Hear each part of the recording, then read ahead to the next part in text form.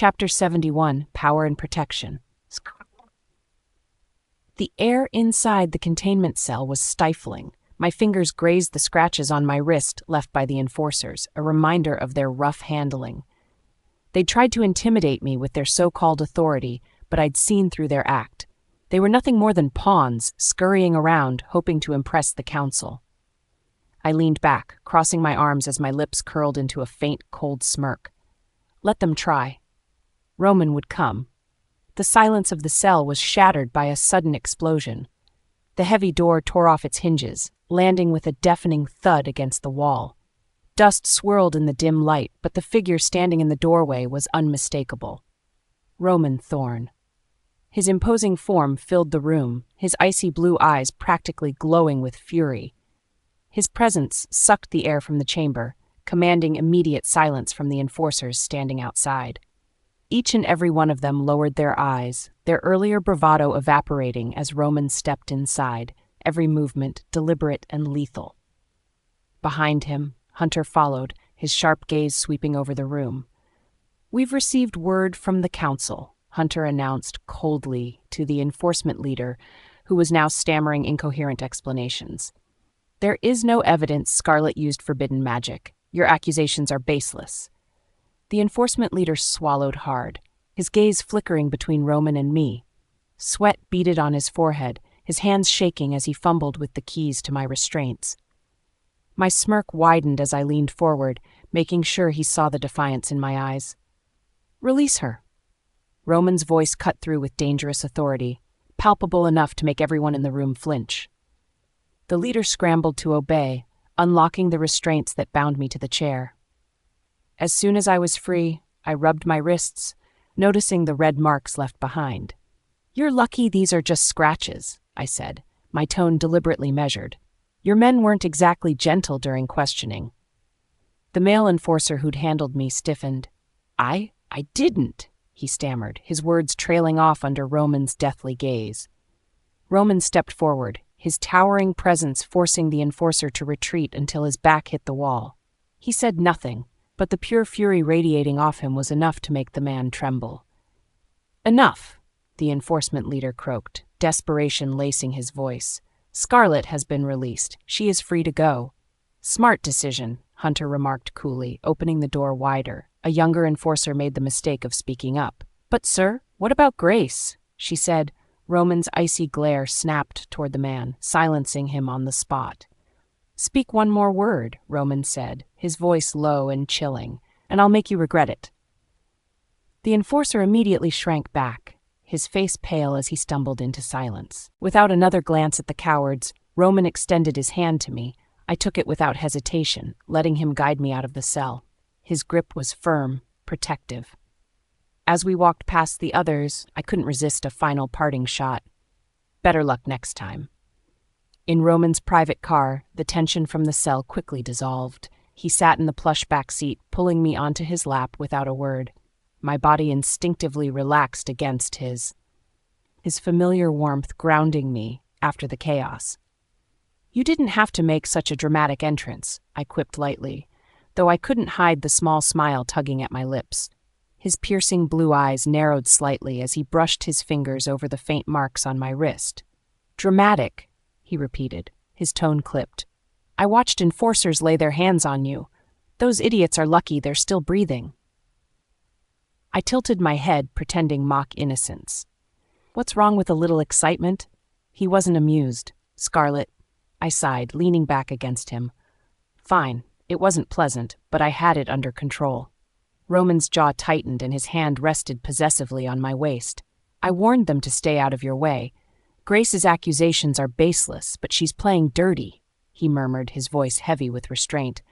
"Where there's smoke, there's fire." His tone sent a shiver down my spine. "Are you saying I shouldn't have spoken to her?" "I'm saying you shouldn't play her games," Roman countered. "Grace thrives on manipulation. If there's one skill she's perfected, it's framing you as the villain." I stiffened slightly, meeting his intense gaze. "I only spoke to her, Roman. If her fragile ego can't handle the truth, that's her problem, not mine." "But her timing isn't coincidental," Roman pressed, his fingers brushing along my collarbone absently. His gaze darkened as if piecing together a puzzle. "Scarlett, these accidents with Grace, they've happened too many times." I bit the inside of my cheek, processing his words. He wasn't wrong. Over the years, Grace had orchestrated countless scenarios to make me look guilty or dangerous, but this time she'd gone too far. I wouldn't be her scapegoat anymore. "I'm not scared of her," I said firmly. "You don't need to be," Roman replied, his lips brushing against my temple. "She's the one who should fear you." Third person. Inside the Amber Pack's therapy room, Grace lay weakly against the plush pillows, her pallor alarming despite the soft glow of the room's enchanted lighting. A faint trace of silver poisoned veins shimmered beneath her skin. Sarah hovered anxiously by her bedside, wringing her hands as the Pack therapist, an older wolf with experienced hands, examined the startled lines on her arm. "There are faint traces of self-administered silver," he observed cautiously. "Mrs. Winter, I suspect this wasn't accidental." "Preposterous!" Sarah snapped, immediately cutting him off. Her voice was filled with raw indignation, but the strain in her eyes betrayed her desperation. "This is Scarlett's doing. I just know it." "Mrs. Winter, don't argue with me," she seethed, her voice quivering with emotion. On the bed, Grace's chest rose and fell in shallow, labored breaths. "Mama," she whispered weakly, lifting a trembling hand to clutch Sarah's. "I didn't want to suspect Scarlett, but the timing." Her voice cracked as fragile tears rolled down her cheeks. Sarah's features twisted with motherly distress. "Hush, darling," she murmured, brushing Grace's hair from her damp forehead. "You don't need to say anything more. I'll take care of this." Her declaration fueled Grace's silent smile. Even in her weakened state, she played the perfect victim, hiding the calculating glint that flickered in her pale blue eyes. Marcus Winter's voice roared through the Pack bonds as Sarah frantically contacted him, detailing the attack on Grace's delicate condition. Her anger was palpable as she insisted action be taken immediately. "She's crossed the line, Marcus. Scarlett must be banished forever." Daniel, who had been listening nearby, exchanged a hesitant glance with Alexander. "Grace, she's getting worse," he said softly. "If the council doesn't act now, we'll lose her." Despite his reservations about Scarlett, Alexander nodded slowly, feeling both conflicted and resigned. Grace's voice wavered from behind them. "Please, no," she murmured faintly. "I don't want to alienate Scarlett further." Sarah didn't hesitate. "That girl has alienated herself from this Pack with her own spiteful heart. I won't stand for it." Meanwhile, in Parliament, Daniel approached the Assembly with an official request for Scarlett's exile. However, when informed of her release and the mysterious intervention of a shadow alpha, his face turned crimson with frustration. "She cannot simply walk free," Daniel bellowed. The head officer fumbled deliberately, avoiding direct eye contact. "Sir, the evidence against Scarlett is inconclusive. Moreover, we cannot go against an order from the Alpha King." Daniel's fists clenched, his mind racing. The mysterious Alpha wasn't just intimidating. It was deadly clear that this figure commanded control none of them could oppose. Chapter 72, Sacred Chamber Confrontations. Daniel sat stiffly in the Winter Pack's council hall, his knuckles white as he gripped his phone. The veins on his temple throbbed, tension rolling off him in waves. The moment the call connected, he spat out the words that had been gnawing at him. "Mother, Scarlett has been released." His voice was heavy, trembling with barely suppressed frustration. There was a pause on the other end. Then Sarah's voice sliced through like a whip. "What do you mean, released? By who?" The rising anger in her tone made Daniel shift uncomfortably in his chair. He exhaled sharply. "She left under the protection of that mysterious Alpha again, the one from the council. No one dared to stop them." Another loaded silence followed, but this one was quickly broken by Sarah's furious outburst. "Unacceptable," she screeched. "How is this even possible? Who authorized it? Who undermined me in this cowardly, underhanded way?" Every word dripped venomous rage as her voice escalated, making Daniel wince. "I don't know," he admitted reluctantly, his free hand tapping against the table in frustration. "The enforcers, they wouldn't even look me in the eye when I pushed them for answers. It's like they were terrified." Sarah let out an incredulous laugh that held no humor, only cold disdain. "Terrified of her?" Or that shadow alpha?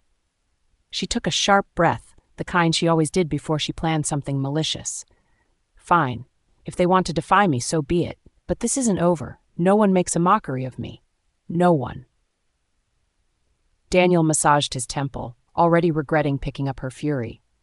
What do you want me to do? He asked tensely. He wasn't sure he wanted the answer. Gather information, Sarah barked.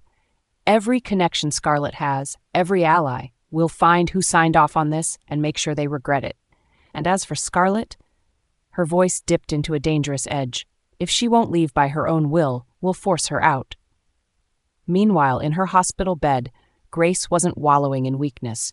Her frail fingers tapped fast on her phone screen, the sharp sounds of a crafted scheme taking life. The messages she sent were ruthless, calculated.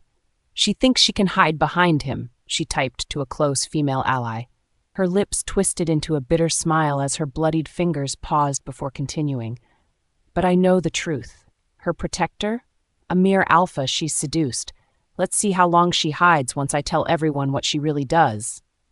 Another message flew out to a pack member known for stirring drama. Scarlett's vulnerable. Every male you envy her for? Don't worry, I'll claim them all before she does. Watch me. Her pale fingers hovered over the phone, hesitant, only for a fraction of a second before the words sent a ripple through the pack's grapevine. Grace's failing body leaned back shakily against her hospital pillow, her breathing labored but her mind sharp. Whatever physical weakness plagued her, her resolve burned brighter. Sarah's distant yelling and the faint tremors of the pack's current unrest emboldened her further. Though riddled with poison spreading through her veins, Grace's pride remained vast. Across the main house, Alexander was pacing outside under the pale moonlight. Mason, his wolf, snarled and snapped inside him, mirroring his internal turmoil. Alexander's fists opened and closed at his sides as his thoughts spiraled. As if she wasn't irritating enough, he growled aloud, his voice low, his breath fogging in the crisp night air. Now we have this alpha. The idea of Scarlett finding power greater than his, and some faceless protector willing to cross him, only incensed him further. You can't run from this forever, Scarlett. He muttered under his breath, punching a nearby tree trunk hard enough to split its bark. His mind raced as he called Jason, his beta, demanding constant progress updates. Find him, he barked. I don't care how. Get me everything you can on this alpha Scarlett's hiding behind. Jason's hesitant tone only irritated him further. But, sir, a move against him could provoke a wider war with the... Do it, Alexander exploded, ending the call before Jason could argue further. Scarlett's POV. After the council mess, all I wanted was peace. I stood under the hot shower for what felt like eternity, letting the water wash away more than the tension. It was like shedding the stench of their suffocating accusations. After wrapping myself in a soft robe and throwing on a loose sweater, I stepped into my bedroom. Roman and Hunter had retreated into the study for one of their endless discussions. Their voices were low and serious, though I ignored them as I flopped to my bed, staring out at the ocean waves. The peace lasted mere minutes before my phone buzzed relentlessly on the nightstand. Emma's name lit up the screen, and I clicked it without hesitation. Scarlett, we need to talk, she said immediately. I could hear the urgency in her tone. Go on, I replied, sitting up straight. My momentary calm vanished. Her next words hit hard but not unexpectedly. Sarah isn't backing down, Emma said, her voice firm. She's pulling every string she can, Scarlett.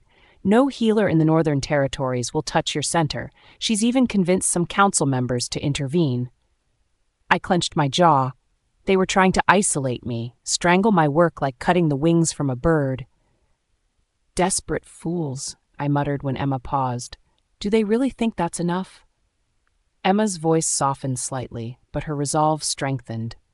They're overestimating their influence. My family doesn't answer to Sarah or her pawns.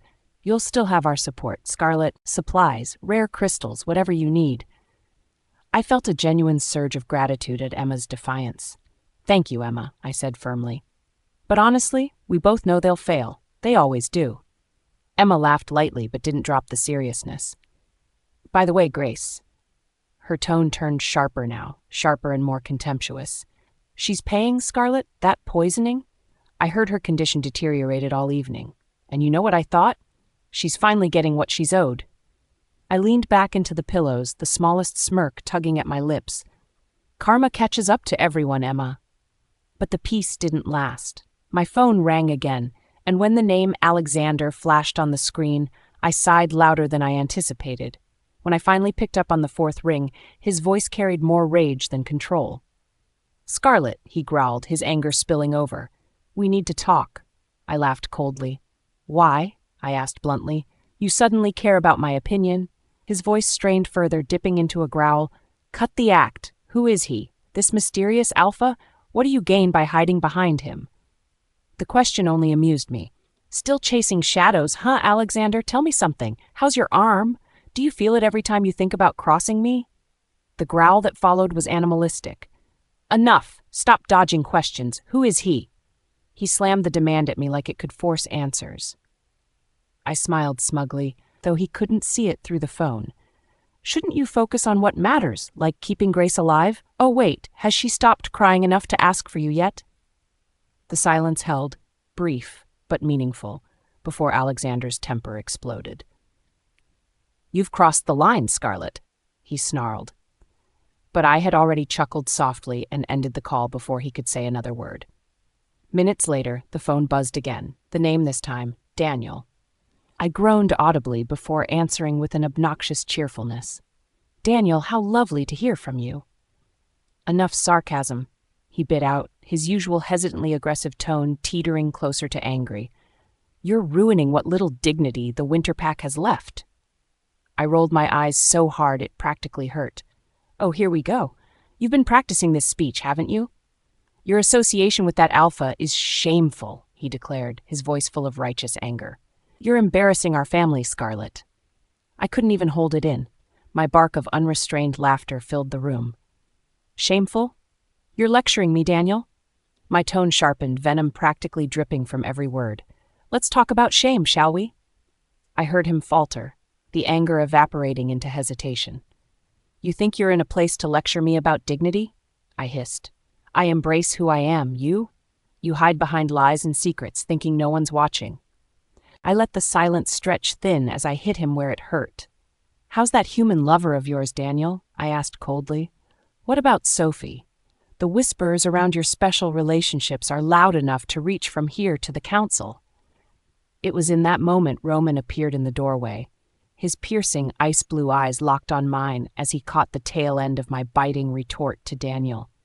I didn't break stride. If anything, his presence spurred me on. "Don't think for a second, Daniel," I said, finality ringing in every syllable, "that your hypocrisy gives you power over me." Roman's gaze lingered, a flicker of something warm in his expression. Then, without a word, he disappeared through the door, closing it quietly behind him. The weight of his presence emboldened me further as I leaned into the phone, my voice frigid. "You want to talk about shame, Daniel? Clean your own house before you come knocking on mine." Chapter 73. End this charade. "Scarlett!" Daniel's voice blasted through my phone like a clumsy war horn, anger dripping from every syllable. "You need to leave the Northern Territories, now!" I didn't even try to hide my amusement. Leaning back in my chair, I lazily twirled a strand of hair, the grin on my face firmly planted. And why exactly would I do that? His breath hitched, his frustration almost tangible through the phone. "Your presence here is poison. You're endangering everything. Grace's recovery, the unity of the pack, everything." "Really?" I replied, tone dripping with sarcasm. "And here I thought the Winter Pack was perfectly capable of ruining itself without me." "Stop toying with me," he bellowed, his voice rising. "Every time you're near Grace, her condition worsens. You can't deny the pattern." The grin vanished from my face in an instant. That line, throwing Grace's health at me as a weapon, ignited something cold and sharp in my gut. I tightened my grip on the phone, my voice dropping to an icy edge. "Speaking of patterns," I said slowly, "should we revisit what happened years ago? Like Grace's role in arranging my attempted murder, or is that a topic you'd rather not touch?" His silence spoke louder than any denial. For a moment there was only the faint static of the call, the heavy weight of unspoken truths hanging between us. What? What are you talking about? His voice, no longer booming, cracked like a brittle twig. Don't insult my intelligence, I snarled. You know exactly what I mean. Or has Sarah spoon-fed you enough lies to rewrite history? I don't know what you're trying to accuse Grace of, he stammered. You have no proof. I don't need proof, I interrupted. My tone was venomous, the fury in my chest simmering to the surface. Tell me, Daniel, is this pathetic charade of Grace's ego worth it? Do you honestly think she's innocent after everything? Or have you simply decided to go blind in her defense? His reply was nothing but a flustered, barely audible murmur. Allowing myself a moment of sharp satisfaction, I delivered my final blow. You're lucky the Shadow Organization's leader has a far kinder soul than mine, Daniel. Otherwise, your pack's days would already be over. There it was, the sharp inhale of breath, the little choked sound of fear behind his words. Who is he? Who's protecting you? I couldn't help but let a laugh escape, short, sharp, and amused. Wouldn't you just love to know? He hung up abruptly, clearly out of options. Coward. It wasn't long before Emma's familiar name popped up on my phone screen. Unlike Daniel, her voice lacked the desperate fury. Instead, it carried a note of triumph. Scarlett, she began, hurried yet excited. Guess what I just overheard in the healing chamber? I smiled faintly, though the tension in my shoulders lingered. Let me guess. More whining from Sarah? Exactly, Emma exclaimed with delight. But get this. Daniel openly admitted to her that they can't force you out of the Northern Territories. I leaned forward slightly, intrigued. Oh, really? He said the Shadow Organization's protection makes you untouchable, Emma reported proudly. Plus, your move to private territory has made it even harder for them. He's starting to suspect who's really behind you. I chuckled lightly, shaking my head. Let him wonder. He can dig all he likes. He'll never be prepared for what he finds. Sarah's not giving up, though, Emma added, her tone darkening. She's doubled down on investigating your background. She thinks she can find something, anything to use against you. Desperation suits her, I replied, shrugging. It shows her weakness. Emma's voice grew quieter, more serious. Their conversation was interrupted, though. Grace started screaming from her room again. It sounded bad, Scarlett. I blinked, surprised by something I couldn't quite place. Pity? No, Grace didn't deserve that. Maybe curiosity. Keep listening, Emma. Let me know everything, I told her firmly. You know I will, she promised before ending the call. The balcony outside my bedroom was the perfect place to let the breeze cool my head. The waves lapped against the shore below, the golden hues of the sunset casting dramatic shadows across the landscape. Normally, this view calmed me. Tonight, I was still restless. I didn't even flinch when I heard footsteps approaching. I knew it was Roman before I turned around. His presence, even without seeing him, was unmistakable. He didn't speak at first, just stepped up behind me and slid his arms around my waist. His embrace was easy yet firm, grounding and protective all at once. "Little wolf," he murmured, his voice low and warm, brushing against my ear. "You're tense." "You're imagining things," I replied, leaning back into him despite myself. "No," he said softly. "I can feel it." I sighed heavily, letting the momentary comfort of his embrace wash over me, but it didn't last. He turned me around gently, his vivid blue eyes honing in on mine with precision, like he was trying to see past my defenses. "I heard something interesting today," he said, his tone measured. I raised an eyebrow, trying to match his calm demeanor. "Oh? At the Territory Council during your confrontation," he continued, a hint of amusement curling at the edges of his words. "You mentioned someone you love." I froze, my breath catching ever so slightly, though my face remained steady. "Who is it, Scarlett?" He tilted his head, studying my reaction like only he could. "I'd like to know." "It was nothing," I said quickly, looking away. "Nothing." Roman's hand reached up, gently tilting my chin back toward him. His tone softened, coaxing rather than demanding. "Stress, then?" "Yes," I answered firmly, trying to add finality to the conversation. But his touch lingered, and I knew he wasn't done. "If someone's troubling you?" He trailed off, his voice darkening ever so slightly. "You'd tell me, wouldn't you?" "There's no one," I assured him, attempting to sound dismissive. Our relationship is complicated enough without adding imaginary partners into the mix." His gaze softened further as he nodded, though something flickered behind his eyes, something I wasn't ready to name. "Fair enough," he said finally. "Rest, little wolf." I nodded, grateful for the reprieve. As I returned to my bedroom, a part of me couldn't shake the feeling that this conversation was far from over. Later, I watched through the window as Roman and Hunter stood on the terrace below, deep in conversation. Roman leaned on the railing, his posture commanding, while Hunter stood at attention. Though their voices were muffled by the distance, Roman's body language made it clear he was in complete control. He gestured with sharp precision, his expression severe. "Accelerate the plans," I caught him saying, his voice carried faintly by the sea breeze. "You're sure?" Hunter's reply was just as quiet, but his hesitation was clear. Roman nodded, his gaze fixed on something unseen in the horizon. "The Northern Territories have played their games long enough. It's time to end this charade." Hunter's response was lost to the wind, but he looked troubled. Roman, however, showed no such hesitation. He turned, locking eyes with Hunter and speaking with grim determination.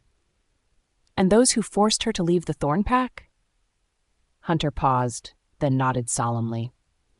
Though I couldn't hear the rest, Roman's small, dangerous smile told me everything I needed to know. The wheels were already turning. Whatever came next would be unstoppable. Chapter 74, A Mother's Desperate Choice. Sarah's POV. The sacred healing chamber was suffocating. The smell of burning sage mixed with bitter herbs hung in the air like a heavy blanket. The soft glow of enchanted candles flickered, casting shadows on Grace's frail, tormented figure. Every labored breath she took became a painful reminder that time was slipping away. "Grace, hold on," I whispered, brushing the sweat-soaked strands of her platinum hair from her pale face. Her trembling hand barely gripped mine, too weak to squeeze back. My heart clenched as I looked into her glassy, pain-filled eyes. She was slipping further away with each second. Dr. Harrison stepped beside me, his face grave. His presence made my stomach churn. This man, our most trusted healer, was supposed to have answers. Yet every time he opened his mouth lately, it was bad news. "Luna Sarah," he said hesitantly, his voice low but steady. "The silver poisoning is spreading rapidly through her bloodstream. We've slowed it before, but—" He paused, glancing at Grace's ashen face. "We're losing the battle." His words tore through me like claws. I stiffened, refusing to let the emotions show. "What do you mean we're losing? You told me this treatment could stabilize her." My tone was sharp, harsher than I intended, but I couldn't stop it. "We've tried everything, Luna," Harrison replied, his voice taut with frustration. "But the poison, it's accelerating. It's as though her wolf form is rejecting every remedy we attempt. Her bond to her wolf is fracturing." "Fracturing?" I repeated, my voice trembling. Harrison nodded grimly.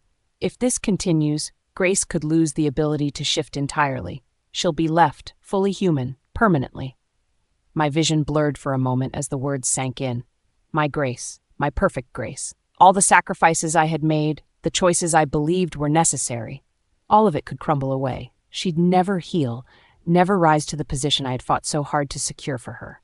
"Unacceptable," I snapped. My wolf stirred within me, growling with fury. "There has to be another way. What about Eric Blackwood? His experimental techniques?" "We've contacted him," Harrison cut in quickly. But he refused to intervene. He made it clear that his loyalties lie elsewhere. Elsewhere. It was yet another polite way of saying what I already knew. Every viable path to saving Grace was blocked because of one person, Scarlett. Grace's pained moans snapped me back into the moment. Her silver-streaked veins seemed to glow faintly under the dim light, a vivid map of suffering etched across her once flawless skin. "Mama," she whispered, her voice raw and weak. "It hurts. I can't. It hurts so much." I shook as I cupped her face gently. "It's going to be okay, sweetheart, I promise. Mama will fix this. You just hold on." Despite my words, my chest was tight. I wasn't sure I believed them anymore. The chamber door creaked open. I turned sharply as young Emily, one of the trainees, approached with tentative steps.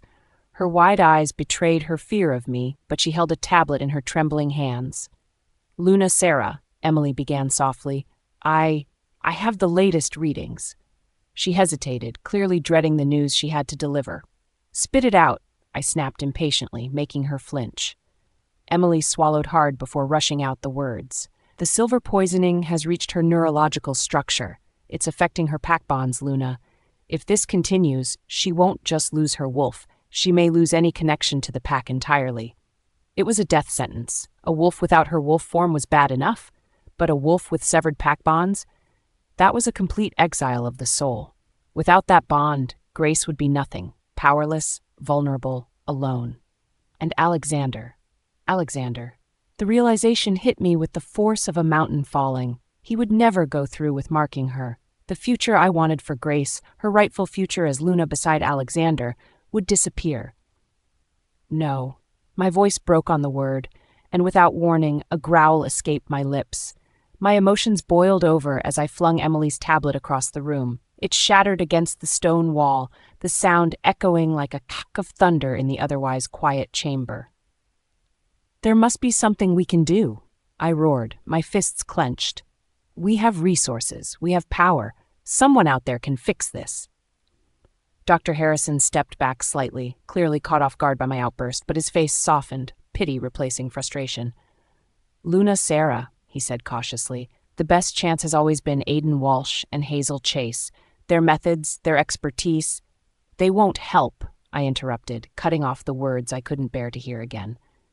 "They've refused to defy Scarlett's wishes," Harrison finished, ignoring my anger. "We cannot repeat what has already failed. Without Scarlett's authorization, they will never touch Grace." Scarlett. The name burned in my chest like silver poisoning of my own. The very idea that she held even an ounce of power over me or my family filled me with rage. She was supposed to be forgotten, cast aside, unneeded, and now here she was, a force too great to ignore. The door opened again, this time with Daniel and Alexander stepping in. Both carried heavy expressions, their jaws clenched tight. "Mother?" Daniel started urgently, clearly reading the despair on my face. "We've been searching for answers. Every healer, every pack connection." He shook his head. "Nothing. Scarlett's influence cuts deeper than we thought." "Deeper than we thought?" I hissed, my anger turning on him. "What have you even been doing? How can a single rogue healer have the power to stop us at every turn?" "Scarlett isn't just some rogue healer anymore," Alexander growled. His face was an unreadable mask, but his wolf mason rumbled audibly beneath his words. "She's aligned herself with something greater. That alpha of hers, he's not someone we can casually challenge." "Then what do you suggest we do?" I snapped, my voice uneven with rising hysteria. "Stand here and watch Grace die? Let Scarlett keep holding us hostage with her games?" Neither of them answered immediately. The room was filled with Grace's shallow breathing, the occasional gurgle of pain escaping her lips. Then the words came from somewhere deep within my desperation. "Then we'll have to take her by force." Every head in the room snapped toward me. I didn't care. I didn't flinch. "You can't be serious," Daniel said, his voice shaky. "What choice do we have?" I demanded, turning to him. "We've tried playing this Scarlett's way. Diplomacy has gotten us nowhere. If she won't see reason voluntarily, then we'll make her listen." "Sarah, think." Alexander's warning growl filled the chamber. "I am thinking," I shot back. My wolf stirred again, pushing forward with savage determination. "This is our only chance. We cannot let Scarlett hold Grace's life hostage. We have to fight for what's ours." I heard a movement, a shift in the air before a familiar, icy voice cut through the madness. "So, Luna Sarah," it said, smooth as silk, "you'd resort to violence against your own daughter?" The voice sent chills down my spine. Scarlett stepped from the shadows of the chamber entrance. She wasn't the scared, submissive girl I remembered. She stood tall, her emerald eyes blazing with fury. Her presence alone seemed to coat the room in ice. My breath hitched as the weight of my words hit me. "Scarlett," Daniel stumbled forward, trying to shield me. "You don't understand. Mother was only—" "Silence," she snapped, the single word dripping with authority. Everyone froze. The air grew thick as her wolf's power filled the space. Cora's energy flickered dangerously, challenging everyone in the room. Even Alexander's mason bristled uncomfortably under the pressure. Hunter Stone appeared in the doorway behind her, his calm gaze unwavering. His presence only reinforced what we already knew. Scarlett wasn't someone we could control. Not anymore. Her gaze locked on mine, cold and unrelenting. "How far you've fallen, Luna," she said softly, but her tone was sharp enough to cut stone. "Desperate enough to harm your own flesh and blood?" Desperation clawed at my throat as I desperately sought the words to defend myself. But her emerald eyes pinned me in place, unmoving and unforgiving. My silence said more than I ever could. The realization of what I had suggested, to force my own daughter, sent a chill through me. I had crossed a line, and I knew Scarlett would not forgive it. Chapter 75. I would have fought. Hunter walked silently beside me. His sharp eyes scanned our surroundings, his protective stance as constant as his shadow. Roman's insistence that he accompany me grated more than I cared to admit, but I wasn't about to argue. Roman didn't relent when it came to my safety. The sanatorium loomed ahead like a fortress of bitterness and deceit. As we approached, voices filtered out from an open window, low and hurried. My steps faltered, motioning for Hunter to stay back. "We must detain her," Sarah's voice hissed, brittle with desperation. "We have no choice now. She will help Grace, whether she wants to or not." I felt a sharp pang of irritation and rolled my eyes. Of course, they never quit scheming. "But Mother," Daniel's tone was uncertain, hesitant. "If we force her, Scarlett could." "Enough," Alexander snapped, his voice barely containing his frustration. "Grace is dying. Scarlett refuses to help. We'll keep her here until she agrees. End of discussion." My lips curled with icy amusement. They truly thought this would work. I stepped closer to the window and cleared my throat loud enough to catch their attention. "Planning something you'd like me to hear?" I said, smirking at their startled faces as they whipped around in sync. Silence fell, thick and charged, until Sarah broke it first with trembling desperation. She rushed toward me, hands clutching the edge of the window frame. "Scarlett, please." Her voice shook as she gazed at me, her eyes glistening with years of repressed guilt. "We're out of options. Grace needs you. You're her last hope." I crossed my arms, leaning against the window frame like I had all the time in the world. "Now you acknowledge me as family?" I asked softly, though there was nothing kind in my tone. Sarah flinched, her desperation giving way to a flicker of anger. "You know full well she's suffering. Do you care nothing for your—" "Let's stop pretending we're having a heartfelt reunion." I cut her off sharply. The coldness in my voice made her step back slightly. "Don't act like I should feel obligated to help. You've had years to play the maternal act and ignored every moment of it." Sarah's lips quivered. I could tell she wanted to argue, but couldn't. "You ruined our pack's healing chains," she accused instead. Her voice climbed in both pitch and anger. "You think cutting off the supply to our resources helps anyone but yourself? You're acting like a vengeful child." "If vengeful means protecting myself from being trampled on, then yes," I snapped. My voice rose, slicing through the air like a whip. "I dismantled those resources because you deserved it. After everything, every plot, every scheme, every betrayal, I owe you nothing." "You crossed a line." Daniel was suddenly in my face, his eyes blazing with righteous fury. His voice erupted as he pointed a clawed finger directly at me. "Disrespecting our pack hierarchy will be your downfall, Scarlett." His claws extended, gleaming with malice as he stepped forward to reinforce the threat. I didn't move, my emerald eyes locking with his as my smirk deepened. "You forget, Daniel," I said coldly. "I don't answer to your pack anymore." With a snarl, his claws swiped toward me. There was no hesitation in his movements, only blind rage.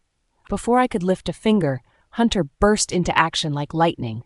His precision was unmatched. One swing of his fist, and Daniel's body hurtled backwards, slamming into the nearest stone wall. The impact shook the air and left him crumpled on the ground. A pained groan escaped Daniel, but I didn't even flinch. "All bark, no bite," Hunter muttered with mild disdain as he stepped back, his stance calm as ever. Alexander's fury burned hot when he lunged forward next. His jealousy was almost tangible, radiating off of him as he glared at me. "You have this Alpha King protecting you," he spat. His voice dripped with venom as he added, "Who is he? What is this connection?" Hunter's gaze shifted to me briefly, his brows lifting in silent inquiry. Shall I deal with him too?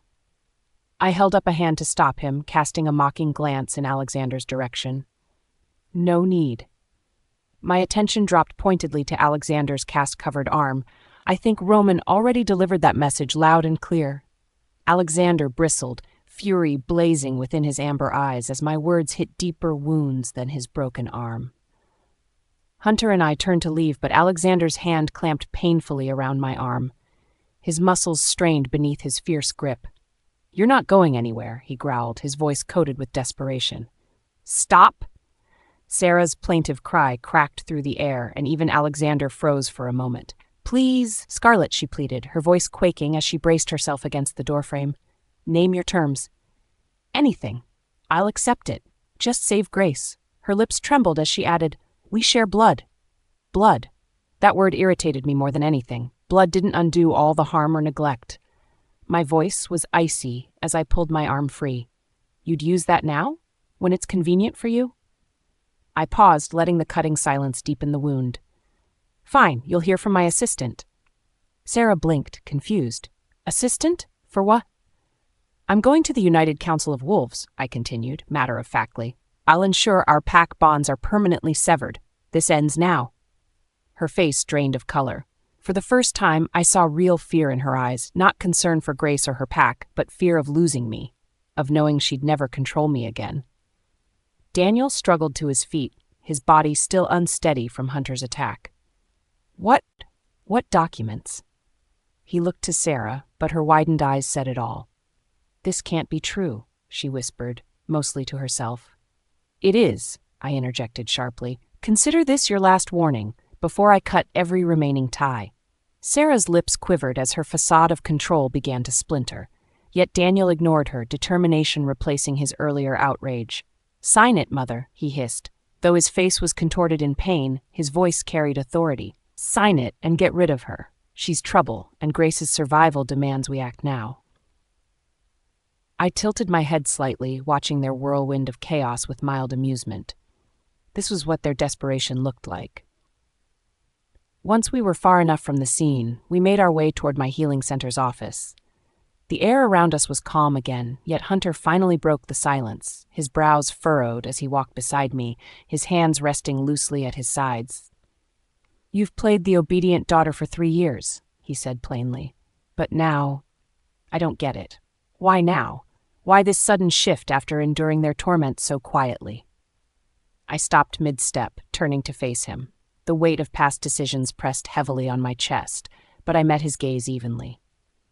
"I didn't leave the Thorn Pack willingly," I said, my tone measured but tinged with old pain. "Morrison gave me no choice, threatened Luna Catherine's life to force my compliance." Hunter's steady composure visibly wavered at my admission, but he stayed silent, waiting for me to continue.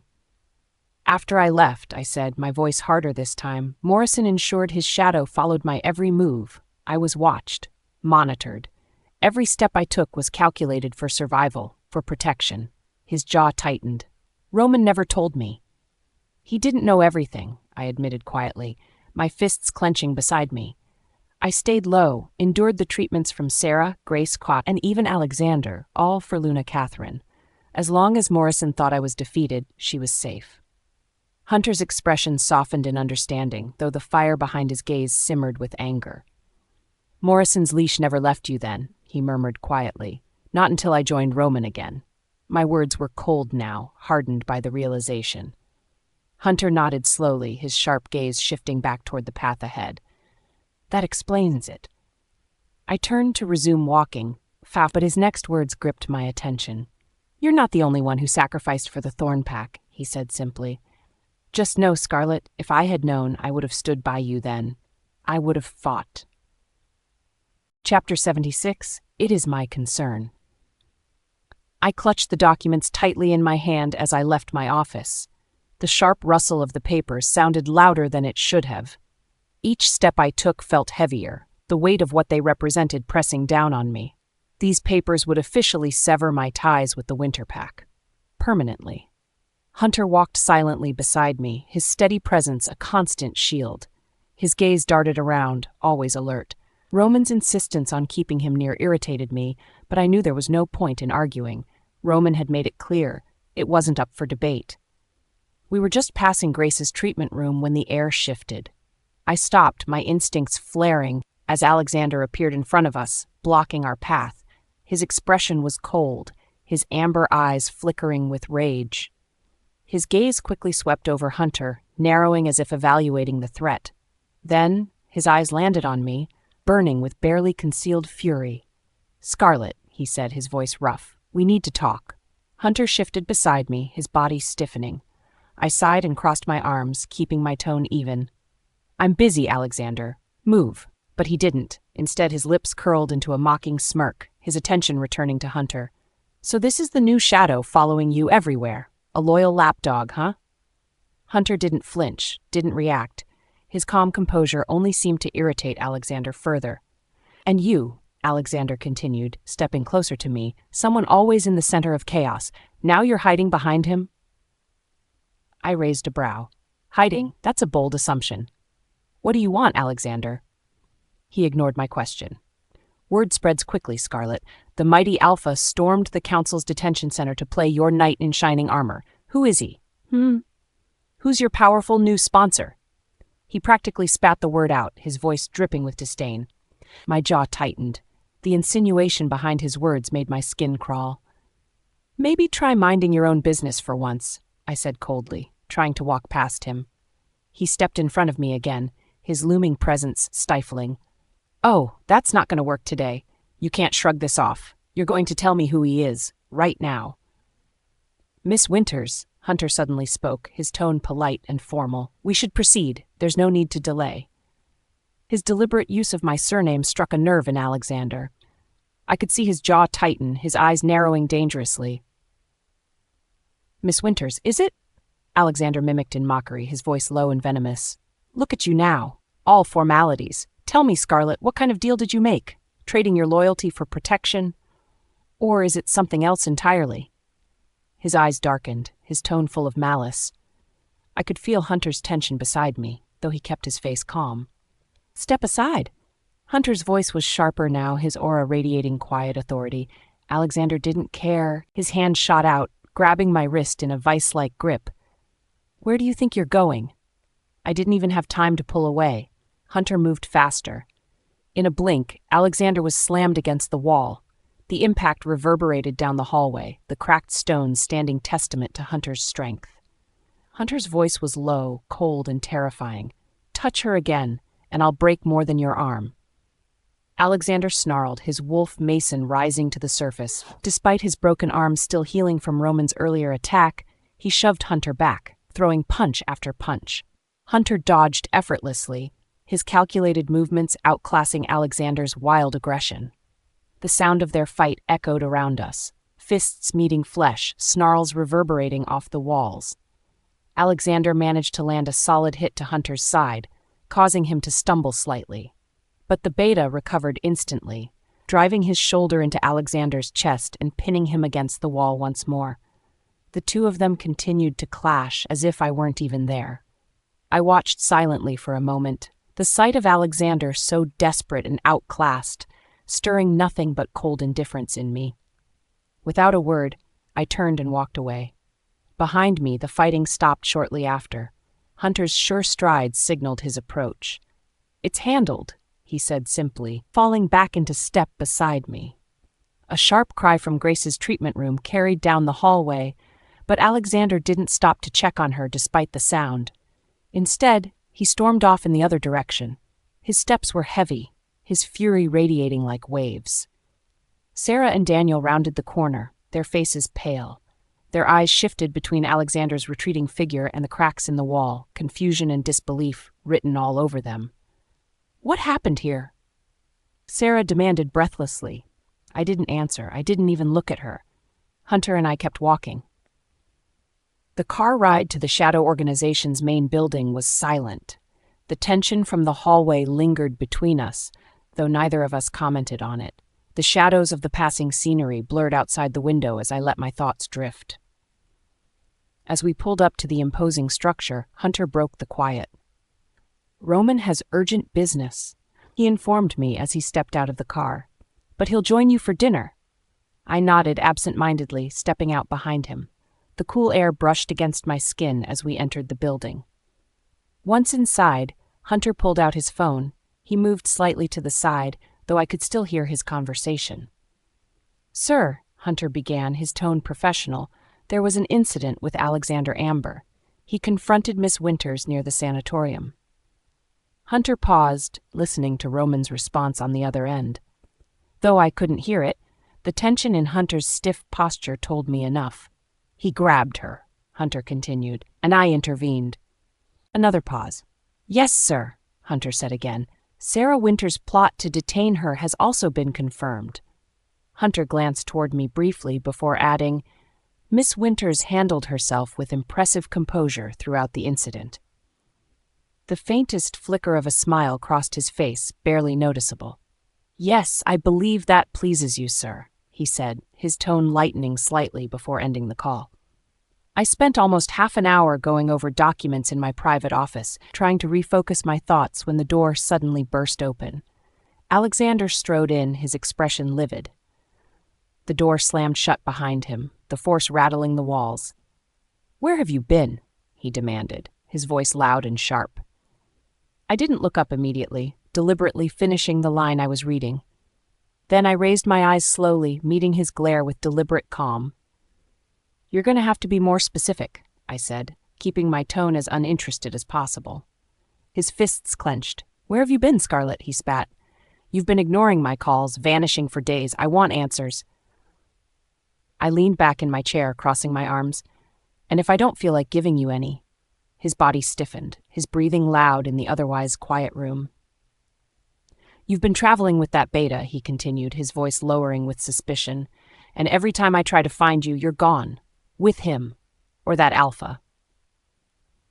He took a step closer, his eyes narrowing. "Who are they? What do they want? Are you running some kind of scheme?" I raised a brow, unimpressed. "It's none of your concern." "It is my concern," he barked, slamming his hand onto my desk. "Your entire existence has been my concern since the moment we were engaged. Look at you now, running a healing empire, living on private land, all funded by what? Dirty money, I'm sure?" I frowned, finally leaning forward to glare at him directly. "Careful, Alexander," I warned, but he didn't stop. His voice dripped with venom as he took another step forward. "Or is it not money at all? Maybe you've been sleeping your way to power. Is that how you've managed all this success so quickly?" The words barely had time to land before I moved. My hand struck his face with a force that echoed through the room. The sound was sharp and final, cutting through the tension like a blade.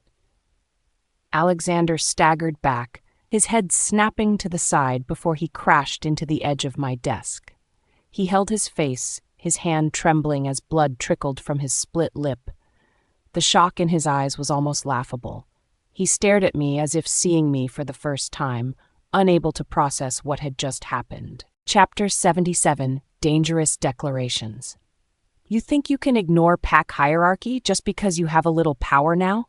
he snapped, his voice trembling with frustration. I raised an eyebrow at his words and gave him a slow, mocking smile. "Hierarchy? You mean the one where the future alpha can't even keep his own pack from begging for supplies? That hierarchy?" His jaw tightened and his fists curled at his sides. "What are you talking about?" "Oh, come on," I said, my tone dripping with sarcasm. "You know exactly what I'm talking about. Your pack is bleeding resources dry, and now you're all but crawling to my healing center for the scraps you desperately need to keep Grace alive." Alexander's face paled for a moment before he gritted his teeth, trying to mask his emotions. "We don't depend on—" "Don't finish that sentence," I interrupted sharply, sitting up just enough to make my tone sharper. "Because we both know you'd be lying. Without my supplies, you would have nothing." I leaned back again, letting the cold truth settle in the room. He looked like he wanted to argue, but the words got stuck in his throat. "And yet," I continued, the sweetness in my voice barely concealing my bitterness, "you're here, threatening me instead of thanking me. Isn't it ironic, Alexander? You need me, but you won't admit it because your fragile pride can't take it." "You don't know what you're saying," he growled, his voice low and unsteady. "Oh, I know perfectly well," I shot back. "Tell me." Does it bother you that you owe everything to someone you've tried to destroy?" His eyes blazed at the accusation, but then they flickered with uncertainty, and I knew I'd hit a nerve. "Stop playing games, Scarlett," he said, trying to sound firm but failing. "You're walking a dangerous path." I tilted my head, my lips curling into a smile that didn't touch my eyes. "Am I? Interesting choice of words. Speaking of dangerous paths, have you checked in with Sarah lately? How's her little plot to kidnap me going?" The blood drained from his face. His mouth opened slightly, but no words came out. For the first time, I saw something close to fear in his expression. You know about that?" he finally managed to say, his voice almost a whisper. "Of course I do," I said sharply, setting the pen down on my desk with a loud thud. "You think Sarah can scheme behind my back and I wouldn't find out? And you let her. Desperation must really be clouding your judgment." Alexander's hands twitched, his claws threatening to come out. "It wasn't like that," he said quickly. "I didn't agree with her methods. But you didn't stop her, did you?" I interrupted, standing up from my chair. "You stood by and let her conspire to harm someone under the protection of the Shadow Organization. Do you even understand the gravity of that stupidity?" His breathing grew shallow, and his gaze flickered from me to the door behind me, as if considering his escape. Then his eyes landed on my neck. I knew immediately what he was looking at, the faint marks Roman had left. His jaw clenched so hard I thought he might break a tooth, and his trembling hand tightened into a fist at his side. "This Alpha," he said, his voice almost trembling, "the one protecting you, who is he?" I laughed coldly, the sound cutting through the air like a knife. "Why should I explain anything to you?" "Because I need to know," he exploded, taking a step forward. "I need to know who has that kind of power over you." He didn't even realize what he'd just said, but I did. For a moment I softened. Then I hardened again. "Power over me?" I repeated mockingly. "You've got it all wrong, Alexander. No one has power over me, not anymore." "You think you're untouchable now because of some mysterious Alpha," he snapped. "But you're wrong. You're still the same Scarlett, pretending to be stronger than you are. Who is he, Scarlett? Tell me." "Why?" I asked, crossing my arms and tilting my chin defiantly. "So you can cry about how he's better than you at controlling his pack? Or is it just your ego that makes you want to know?" He flinched at my words, but tried to hide it by letting out a bitter laugh. "I don't care about his status or his pack, but I need to know what you've gotten yourself into. Why don't you focus on your pack instead?" I snapped back. "It's falling apart, Alexander, thanks to your decisions and to Grace." He stiffened at her name, his face twisting with a mix of guilt and anger. "Her condition," he began, but his voice faltered. "Yes, her condition." I leaned forward, my voice dropping into a sharp whisper.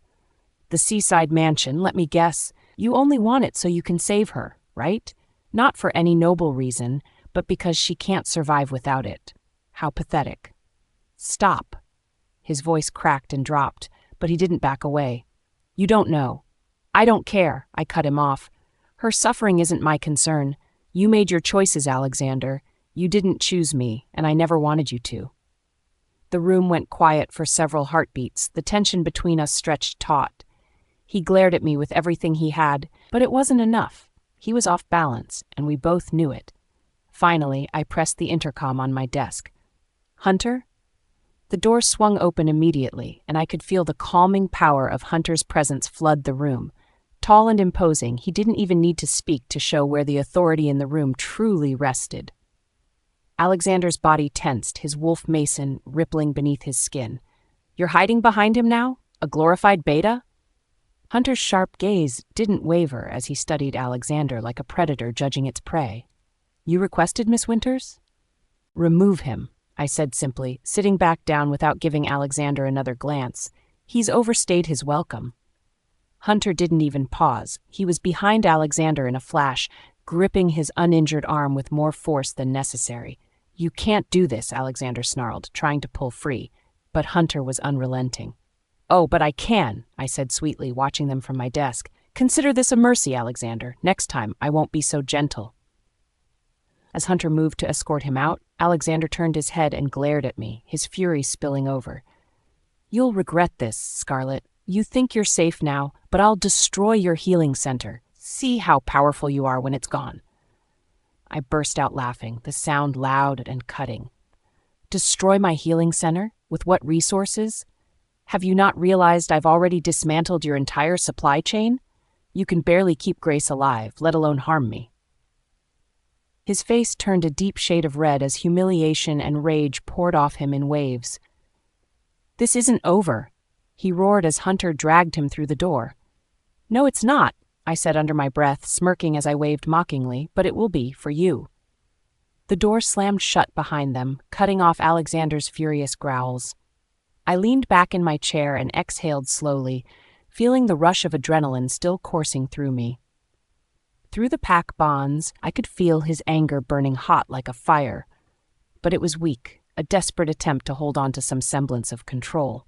He wanted a fight, but I was done playing by his rules. Alexander Amber, his pack, and their so-called alliance were nothing to me anymore. Let them stew in their own failures. I had much bigger battles ahead. Chapter 78, Desperate Claims and Deadly Confrontations. Claire was pacing again. Her steps were small but restless, and the soft scratching of her shoes on the tiled floor was getting on my nerves.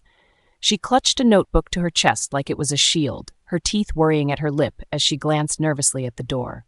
I set my pen down with a deliberate motion to get her attention. "Claire," I said, keeping my tone sharp, "if you have something to say, just say it. Otherwise, stop pacing." She froze mid-step, her face flushed with embarrassment. Scarlett, it's about Alexander." Her voice wavered, uncertain. I arched an eyebrow, leaning back in my chair. "What about him?" Claire hesitated, clearly struggling with her words. Finally, she blurted it out, her eyes wide with concern. "He looked awful earlier. I mean, his face, those bruises. Was that you?" For a moment, I just stared at her. Then, a short, dry laugh escaped my lips. "Do you think I have time to go around punching people in the face, Claire?" Her face turned crimson as she fumbled for a response. No, I mean, it's just with how things have been lately and—" "Relax," I interrupted, folding my arms. "It wasn't me. Roman or Hunter could answer that question better. They aren't exactly his biggest fans right now." Claire's mouth fell open, her eyes widening even further. "Roman or Hunter?" she repeated, her voice barely above a whisper. "Why would they?" "Because Alexander has a special talent," I said dryly. "He pushes people too far until someone snaps. A word of advice? Don't waste your sympathy on him." Her expression shifted to nervous confusion. She gnawed on the tip of her pen, clearly unsure how to respond. "Focus on your actual work, Claire," I added, dismissing her concern with a wave of my hand. "Alexander's current state is nobody's fault but his own." Claire nodded quickly, clutching her notebook tighter as she hurried out of the office. My phone buzzed loudly on the desk, drawing my attention from the documents I was reviewing. Hunter's name flashed on the screen. I swiped to answer, lifting it to my ear. "Everything's been moved," Hunter said without preamble, his tone steady and professional.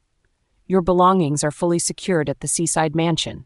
The scouts report no disturbances." "Good," I replied, leaning back. "Ensure the patrols remain tight. I want no surprises, especially during the transition." "Understood," he said firmly. But before the call could end, a loud crash echoed across the room. My gaze snapped toward the door just as it slammed open. There was no mistaking who it was. Alexander barged in like a storm, his chest heaving and his eyes blazing with fury. Blood stained the collar of his wrinkled shirt, and his hair was a wild, unkempt mess. He looked nothing short of desperate and absolutely furious. Hunter's voice shot through the phone, sharp and immediate. "Alexander's there again? Do you need me to—" "I'm fine," I said quickly, cutting him off and ending the call. I placed the phone on the desk, my focus entirely on the man storming toward me. "Scarlett," Alexander bellowed, "this ends now." I stared at him coldly, unamused by his theatrics. "Does it? Because it doesn't look like you're in any position to end anything, Alexander." He slammed his hands on my desk, leaning forward until his face was dangerously close to mine. "I don't think you understand what's at stake here." "You're right," I said flatly. "I don't understand why you're still in my office." "Enough of the games," he snarled. His voice cracked under the weight of his desperation, and there was something wild in his eyes. A man at the edge of reason. "You don't get to walk away from this," he said, his voice trembling. I folded my arms across my chest, unimpressed. "Walk away from what exactly? Your inability to manage your pack's mess? Or is there something else you're blaming me for now?" His fists curled on the desk, shaking with barely contained emotion. Then, in a move so sudden it caught me off guard, he reached out and grabbed my wrist. His fingers trembled as they wrapped around it, his grip firm yet unsteady. "You must accept my mark," he demanded, his voice raw with urgency. "It is the only way." He paused, his breathing ragged. "The only way to save the 2 packs. To save everything." The words hit me like a slap, not because they held any weight, but because of the sheer audacity of them. For a moment, I could only stare at him, stunned at his utter lack of sanity. Then rage bubbled to the surface, sharp and cold. I yanked my wrist free from his grasp, stepping back as I glared at him. "Have you completely lost your mind?" I hissed, my words cutting through the tense silence. "Scarlett, listen to me." He pleaded, his voice breaking slightly. "This isn't just about me or you. It's about the packs, the Northern and Amber packs. Together, Together?" I interrupted sharply, taking another step back. "There is no together, Alexander. Not now, not ever." His face twisted in frustration as he reached for me again, but I sidestepped him quickly. "Don't touch me," I warned, my tone deadly. "You don't get to walk in here, spew ridiculous claims, and think I'll even entertain them." He froze, his face pale and his hands trembling. "If you just accept it," he said desperately, "I could make you my Luna, my true Luna. You could rule the Northern Territories by my side." I narrowed my eyes, incredulous. Then I laughed, a short, bitter sound that echoed throughout the office. "Your Luna?" I repeated mockingly, shaking my head. "Alexander, what part of no isn't sinking in? You've truly lost it." His face contorted in anguish, but before he could say anything more, a new voice shattered the tension like a blade slicing through ice. "You want to give her your mark?" The words were spoken softly, dangerously. Each syllable carried a quiet menace that sent shivers through the air. We both turned toward the door. Roman stood there, his tall, commanding frame filling the space easily. His ice-blue eyes locked onto Alexander with a sharp intensity that could freeze fire. Alexander froze, his jaw clenching tightly. He recognized Roman immediately. No one could forget the force that had left him with a broken arm. Roman stepped into the room, his movements slow and purposeful. The air seemed to grow heavier with every step he took. He shrugged off his black coat and draped it over my shoulders with deliberate care. His words to me were quiet but firm. "Put this on." I wrapped the coat around myself, its weight and warmth grounding. "Thank you," I murmured, stepping back slightly to let him take control of the situation. Roman turned his full attention to Alexander then, his icy gaze sharp enough to cut steel. "You want to mark her?" he repeated, his tone laced with cruel mockery. "Do you even know who she is?" Alexander stiffened, his pride flaring up even in the face of Roman's overwhelming presence. "I know enough," he said, though his voice wavered slightly. Roman took a step closer, his movements calm but filled with deadly intent. "Do you?" he pressed. "Because I see a man grasping at straws, a man desperate enough to make reckless threats in my presence." Alexander bristled, his amber eyes narrowing. But instead of backing down, he doubled down, his voice rising with defiance. "You think you're the only one who can protect her?" he snapped, anger cracking through his words. "I can make her the moon goddess of the Northern Territories. What do you offer her besides secret protection in shadows?" Chapter 79. Alpha's Claims. The air in my office pulsed with tension so thick it felt suffocating. Roman stood like a looming shadow of power and fury. His ice-blue eyes were locked onto Alexander, cutting into him like daggers. The room seemed to shrink under his force, the once spacious area now feeling claustrophobic with the collision of two powerful auras. Alexander stood his ground, but his confidence faltered. I saw his hands flex at his sides, his pride battling with the unease radiating off him. Roman took one deliberate step closer, his movements calculated, his presence dominating. "You think you know her?" Roman's voice was calm but filled with icy menace. The soft threat in his tone made the hairs on my arms rise. You think you have any right, any claim at all, to her? Alexander stiffened, his body as taut as a bowstring. He tried to push back against the overwhelming energy Roman wielded. I don't just think it, I know her, our engagement. Roman didn't even let him finish. Your failed engagement. The words were like a slap, hard and precise.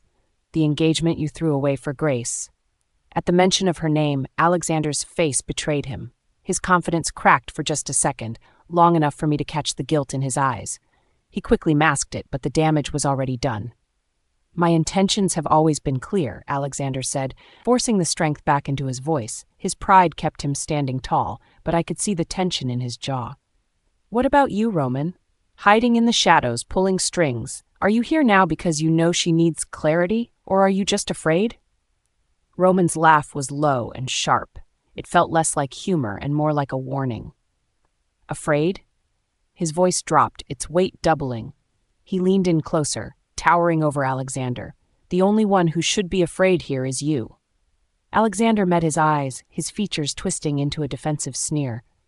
At least, I don't pretend, he growled, his tone lashing out. How many men are vying for Scarlett's attention? Just how many have you kept her safe from while lurking behind her like a shadow? I clenched my fists, anger swept through me, but I didn't speak. My nails dug into my palms as I forced myself to stand silently. I wanted to see how Roman would respond to the jab. My heart raced as I waited, the tension so fierce it felt suffocating. Roman took another step forward, his shoulders pushing back as power radiated off him. And yet here you are, he said, his voice calm but growing darker by the second. You throw tantrums about Scarlett, but we both know where your true attention lies. Do I need to remind you, Alexander? Grace, your soulmate, the one you're so desperate to save, the one you abandoned your precious engagement to chase. Alexander flinched, the direct attack burning through what little composure he had left. His lips parted to argue, but no words came out. Roman's ice-blue eyes narrowed. The truth is hard, isn't it? You're a hypocrite.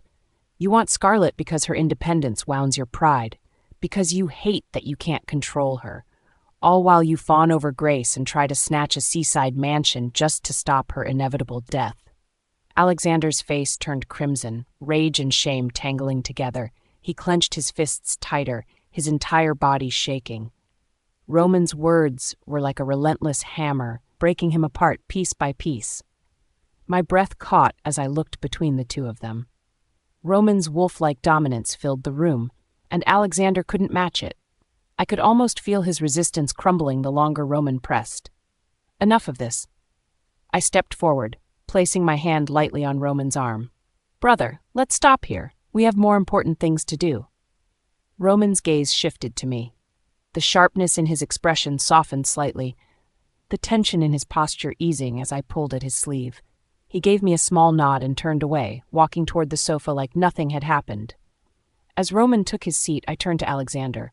Coldness etched every word I said. Get out. My voice was low and dangerous. Now. Alexander stared at Roman, then back at me. His eyes flickered with emotions I couldn't fully place. Anger, desperation, jealousy. His gaze dropped to our clasped hands. The sight seemed to cut deep into him. Without another word, he spun around and stormed out of the office. But I wasn't convinced he'd leave so easily. I followed.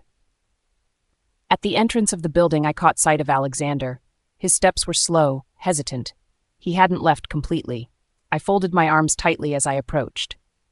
Alexander, I called sternly. He turned, his amber eyes blazing. I saw the desperation there, the final shred he was clinging to. His shoulders slumped slightly, his confidence seeming to falter for the first time. Then something shifted. He straightened and his expression hardened with a determined edge. If you cut ties with him, Alexander blurted out, his voice growing louder, rawer. With Roman, with all of them. Every man who surrounds you, I'll mark you.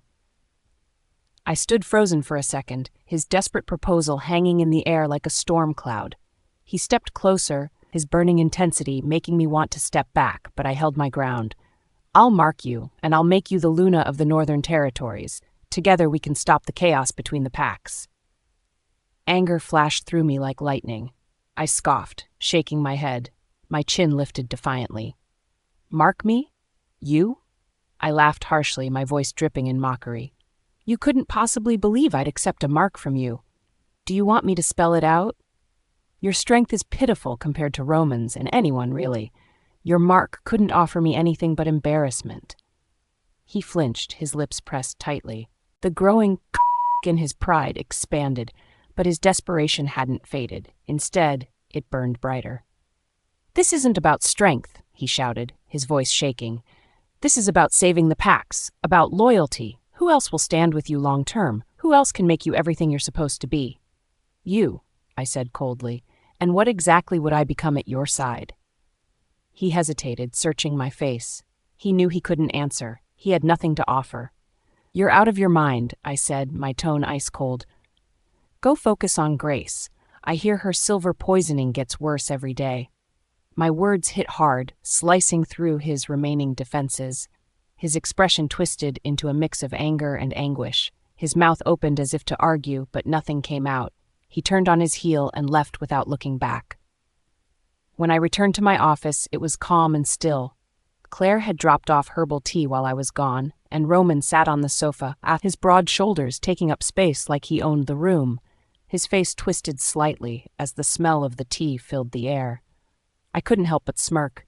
I see you're still the same, I teased, stepping closer. Still can't stand the smell of herbs? His ice-blue eyes lifted to meet mine, but they didn't carry the amusement I expected. Instead, they stayed locked on me, sharp and unwavering. Every subtle movement I made seemed to be under his scrutiny.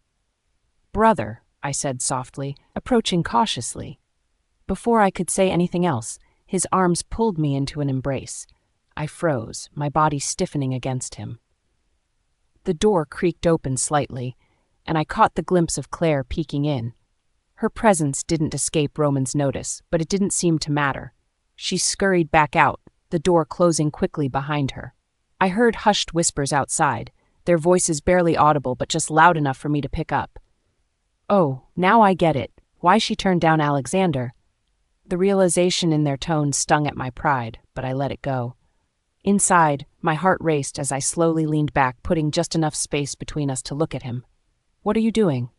I demanded, confused by his sudden burst of affection. My voice was quiet but firm. Roman didn't immediately answer. His ice-blue eyes burned with something I didn't recognize. Something deeper, more possessive. He wants to mark you? Roman finally asked. His voice was tight, restrained. I scoffed, my annoyance flaring. Of course I refused him, I said sharply.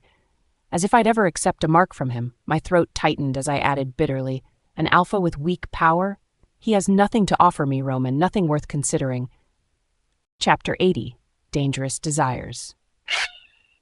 I leaned against the edge of the desk in my office, Alexander's lingering presence still wrapping around me like a tightly drawn cloak. His earlier glacial gaze and sharp words repeated in my head. Alexander's bold claim to mark me as Luna of the Northern Territories was a move of desperation. I knew that. But beyond the madness of his suggestion was a calculated political game. It wasn't love. It was survival.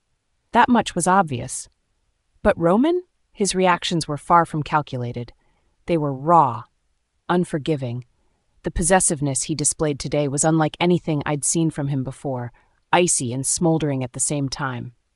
Scarlett, Roman's deep voice called from the couch a few feet away. I turned, startled by the sudden sound, and there he was, sitting with that same stern expression I hadn't yet deciphered. His blue eyes bore into mine, unreadable yet undeniable. What? I asked cautiously, brushing my hair from my face, my other hand gripping the desk edge tightly. He tilted his head slightly, his sharp features making him look like a predator surveying his prey. Are you going to keep more secrets from me? Or do I have to guess what else you're hiding? I frowned, the accusation in his tone cutting deeper than I expected it to. What are you even talking about? Alexander, he said flatly, his lips curling into a grim line. Your engagement, did you not think that was something someone you're bonded to, deserved to know? A wave of guilt and irritation flooded my chest. It was an agreement to protect myself, I explained, forcing calm into my voice. You knew how precarious things were with Sarah and Grace. So yes, Roman, I did what I had to do to survive. His eyes darkened. Surviving doesn't mean marrying the enemy, Scarlett. Marrying? My voice rose a pitch, my frustration fully surfacing. It was never going to happen, Roman. The engagement was annulled long before. Before what? He cut in, standing suddenly. He closed the small distance between us with deliberate strides. Before I found you? Or before you decided to keep me in the dark again? His words pulled my guilt higher, but they also ignited my own anger. What do you want me to say, Roman? That I planned every second of my misery for the last 3 years? That I enjoyed being their pawn? You think I wanted to wear their chains? A flicker of regret passed across his face, as though my words had hit something inside him. But he didn't step back. His towering frame loomed closer, his ice-blue eyes pinning me in place. Swear to me, he said softly, his voice low but commanding. Swear you won't let another like Alexander tether you again.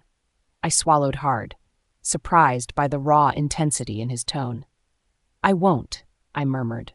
My voice wavered, but my resolve was steady. You don't have to worry about me running off with anyone else, Roman. Something shifted in his expression, relief, perhaps, but it vanished as quickly as it appeared. He reached for me suddenly, his large hands capturing my waist as he pulled me closer with a restrained kind of defiance. His lips crashed onto mine without warning, stealing my words and breath in one ruthless, heated motion. At first, I froze. My heart stuttered as my mind caught up to what was happening. But then Cora, my wolf, stirred beneath my skin, her howls of approval making it impossible to fight the pull between us. I responded without hesitation, tangling my fingers in his hair as I kissed him back with equal fervor. The tension between us blurred, replaced by something far more dangerous and consuming. Every ounce of frustration, fear, and longing erupted into the moment, becoming too much and yet somehow not enough. When his mouth trailed down the side of my neck, sending white-hot sparks through every nerve in my body, reality finally snapped back into focus. Roman, I whispered breathlessly, pushing against his chest. But he didn't stop. His hold tightened ever so slightly, a silent refusal to let me pull away. I tried again, this time pressing more firmly. Roman, we shouldn't. His lips paused against my skin, and he exhaled heavily, his warm breath sending shivers down my spine. He pulled back just far enough to meet my gaze, his ice-blue eyes flickering with something darker and more primal. Shouldn't, he repeated, a humorless edge in his tone, or won't. I struggled to find my words, my mind spinning from his proximity and the slow burn of our bond. We're not supposed to. Supposed to? Roman's eyes narrowed as he gripped my chin gently but firmly, tilting my face closer to his. Supposed to what? Pretend you're not mine? His words echoed in my chest, their weight dragging against every argument I could conjure. But I couldn't let this go further. Not yet. I pushed harder against him, finally stepping back far enough to create some space. This isn't about pretending, Roman, I said, my voice firmer now. I need time to sort this out. Our history, everything. He studied my face for a moment, his sharp features betraying a flicker of turmoil. But then his expression hardened, a wall falling between us. Time? He repeated, his tone colder now. Are you hoping to consider other males in that time, Scarlett? What? I blinked, my lips parting in disbelief. Of course not. I just told you. I rejected Alexander. That's not what I asked. His voice dropped dangerously, laced with accusation. I stared at him, stunned by how quickly the mood had shifted. A lump formed in my throat as frustration bubbled over. Roman, this isn't about anyone else. I don't want anyone else, damn it. His gaze softened for the briefest moment, but just as quickly it was gone. He turned abruptly, his hand raking through his hair as he paced toward the door. Let's go, he said sharply. You'll eat before the night's chaos continues. I stood frozen, staring after him in shock. What just happened? The restaurant was quiet. Too quiet. Roman barely looked at me as we sat across the table. His expression remained unreadable, his focus entirely on his plate. I poked at my food, appetite lost in the thick tension hanging between us. I finally couldn't take it anymore. Roman, I began carefully. What's wrong? He didn't respond, merely taking another bite of his meal. I leaned closer, lowering my voice. Did I do something? Why are you acting like— Eat, he interrupted sharply, his voice firm but neutral. I clenched my jaw, swallowing the retort climbing up my throat. Fine. If he wanted cold indifference, he'd get it. But deep down, I couldn't shake the gnawing feeling that my earlier words about not being ready, about needing time, had somehow triggered his mood shift. The rest of the meal passed in uncomfortable silence, my heart heavy with unease. Jason paced the floor of Alexander's private chamber, his beta instincts thrumming with unease. He had just delivered the latest report. Grace's condition was worsening rapidly. But Alexander barely reacted, his focus fixed elsewhere. "You're not listening to me, Alexander," Jason said tightly, frustration creeping into his voice. "Grace's time is running out, and yet here you are, chasing ghosts with Scarlett." Alexander's lips pressed into a thin line. The memory of Roman's presence in Scarlett's office, a force that both enraged and intimidated him, played over and over in his head. "I won't lose her," he muttered almost to himself. Jason sighed wearily. "This isn't about Scarlett anymore, is it? Or is it guilt for wasting 2 years of engagement while wanting someone else?" Alexander's face darkened, but he didn't answer. Down the hall, Grace's faint whimpers echoed, each sound driving another nail of desperation into Alexander's chest. Pain racked my body, the silver poisoning burning through my veins like liquid fire. Every breath felt like a battle against my own frailty. The room was empty. Sarah had gone to make arrangements, leaving me alone with the hum of the machines surrounding me. My phone vibrated weakly on the stand beside me. I reached for it with shaking hands, nearly dropping it as I swiped to answer the call. "Hello?" My voice came out hoarse. "You think you can ignore me forever?" Thomas Ward's gruff voice snarled through the receiver, his anger palpable even through the line. My heart stopped. "Thomas," I whispered, fear-lacing my tone. "You owe me, Grace," he growled. "If you think your condition excuses you from paying, think again. Tell me you haven't forgotten about the attack you planned on Scarlett." My blood ran cold. My grip tightened on the phone as my breathing grew harsh. Thomas didn't let up, his voice rising as I said nothing. "You got what you wanted back then, Grace. Now it's time to pay up, because if you don't,